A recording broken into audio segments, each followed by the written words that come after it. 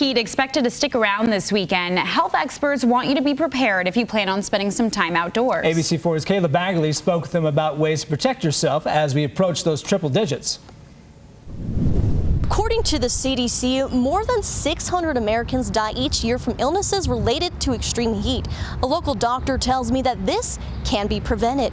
He says although heat like we'll be seeing this weekend can be hard on everyone, older adults are at an especially higher risk. He shared with me what we can do to keep ourselves and our loved ones safe. This summer, we are already seeing the effects of the heat. Just last week, there was a rescue of 2 hikers in Pine Valley, one of them showing signs of heat exhaustion. While we want to be out enjoying our beautiful outdoors, we need to be respectful of just how dangerous the heat can be. As we are heading into a weekend where we could be seeing record heat, experts want to remind people to be aware of the signs of heat-related illnesses. Dr. Mark Supiano with the University of Utah says that although the heat can affect everyone, adults from the range of 75 or older are at a greater risk of heat-related illness. He says it can be harder on their bodies to regulate temperature, and they have a higher likelihood to have medical conditions or be on medications that could impact their ability to react to temperature.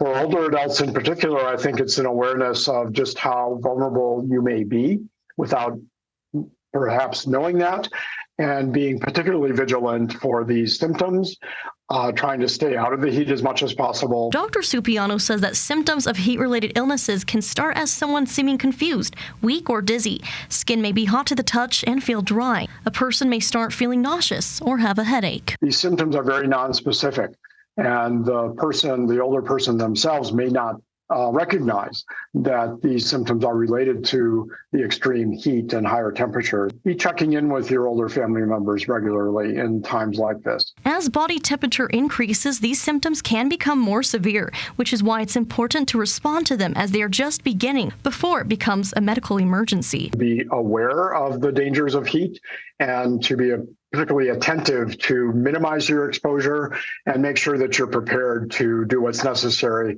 to stay hydrated, to cool down when needed, and paying attention to these early warning symptoms. Dr. Supiano says if you go out this weekend, make sure you're sticking to shade and even do so in the mornings and evenings when it's cooler. He says to make sure that you and everyone in your group has plenty of water, and if any of you start feeling symptoms of heat-related illness, get somewhere you can cool off.